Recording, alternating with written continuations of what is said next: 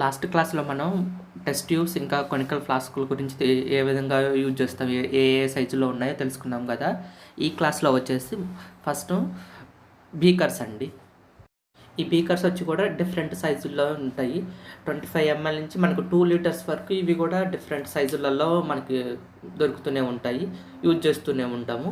ఇవి మెయిన్గా వచ్చేసి బల్క్ అమౌంట్, అంటే ఒక్కోసారి ఒక డ్రమ్లోంచి కానీ లేదా ఒక బస్తా నుంచి కానీ ఎక్కువ అమౌంట్లోంచి మనం తక్కువ అమౌంట్లోకి, అంటే మనం యూజ్ చేసేది 5 ml 10 grams అట్లా యూజ్ చేస్తాము. తక్కువ అమౌంట్లో తీసుకున్నప్పుడు మనం ట్రాన్స్ఫర్ కోసం దీన్ని మెయిన్గా యూజ్ చేస్తాము, అండ్ మిక్సింగ్ కోసం కూడా యూజ్ చేస్తాము. మనకి బీకర్ అంచున ఇట్లా కొంచెం కొనలాగా వస్తుంది కదా, దాన్ని స్పౌట్ అంటారండి. Spout, SPOUT, spout. నెక్స్ట్ వచ్చేసి బ్యూరెట్. మెయిన్గా ఈ బ్యూరెట్ని టైట్రేషన్ల కోసం యూజ్ చేస్తాము. ఈ బ్యూరెట్ని ఏ విధంగా హ్యాండిల్ చేయాలంటే, లెఫ్ట్ హ్యాండ్ తోటి స్టాప్ కాకని మనం పట్టుకొని దాన్ని లెఫ్ట్ హ్యాండ్ తోటి హ్యాండిల్ చేయాలి. రైట్ హ్యాండ్ తోటి ఓన్లీ ఈ కొనికల్ ఫ్లాస్క్ని మిక్స్ చేస్తూ ఉండాలి. ఎప్పుడైనా సరే సొల్యూషన్ అనేది డ్రాప్ బై డ్రాప్ పడాలి, అంతేగాని ఒక దారలాగా అట్లా పడొద్దు. వాటిని ఎప్పుడు రైట్ హ్యాండ్ తోటి కొనికల్ ఫ్లాస్క్ని మిక్స్ చేస్తూ ఉండాలి. డ్రాప్ బై డ్రాప్ పడ్డా ఓపికగా ఉండాలి. దీని రిజల్ట్ అనేది మనం పైనుంచి కిందికి వస్తున్న కెమికల్ ఉంటుంది కదా, అది వచ్చిన రౌండ్ షేప్ ఉంటుంది కదా, దాని బాటమ్ని చూసుకొని రిజల్ట్ ఆ బాటమ్ అనేది దేన్ని టచ్ అవుతుందో దాన్ని మనం రిజల్ట్గా పరిగణించాలి. టైట్రేషన్ చేసేటప్పుడు మన ఫోకస్ అంతా కొనికల్ ఫ్లాస్క్ మీదనే ఉండాలి, కానీ బ్యూరెట్లోని కెమికల్ మీద ఉండకూడదు. ఎందుకంటే మనకి రియాక్షన్ అనేది కలర్ చేంజ్ అవుతుంది కదా, అది ఎప్పుడు చేంజ్ అయిందో ఏమో మనం చూడం కాబట్టి ఫాల్స్ రిజల్ట్ అవుతుంది. అందుకనేసి మనం ఎప్పుడైనా సరే కొనికల్ ఫ్లాస్క్ మీదనే మనం కాన్సన్ట్రేట్, కలర్ ఎప్పుడు చేంజ్ అవుతుంది ఏందనేది మనం కొనికల్ ఫ్లాస్క్ మీదనే మనం ఫోకస్ ఉండాలి. నెక్స్ట్ వచ్చేసి పిప్పెట్.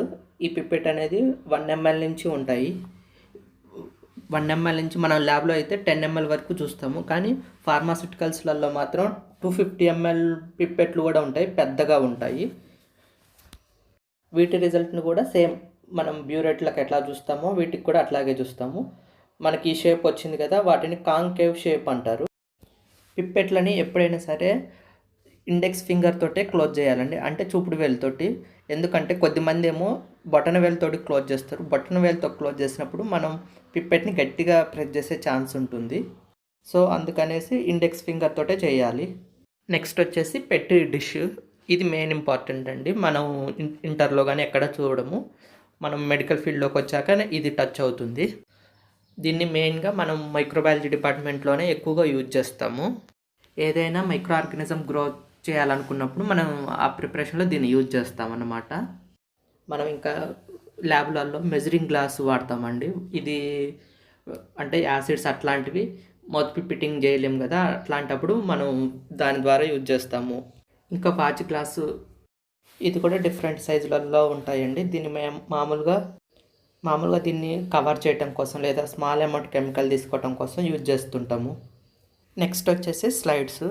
వీటిని మనం మైక్రోస్కోప్ కింద ఏదైనా అబ్జర్వ్ చేయాలనుకున్నప్పుడు, లైక్ మైక్రో ఆర్గానిజమ్స్ కానీ ఏదైనా పార్టికల్ కానీ చూడాలనుకున్నప్పుడు మనం ఈ స్లైడ్స్ మీద వేసి చూస్తామన్నమాట. ఇవేనండి ల్యాబ్లో యూజ్ చేసే గ్లాస్వేర్స్. నెక్స్ట్ క్లాస్లో వచ్చేసి వీటిని ఏ విధంగా క్లీన్ చేయాలి అనేది నెక్స్ట్ క్లాస్లో చెప్తాను. ఈ క్లాస్ నచ్చిందని అనుకుంటున్నాను. Thank you so much.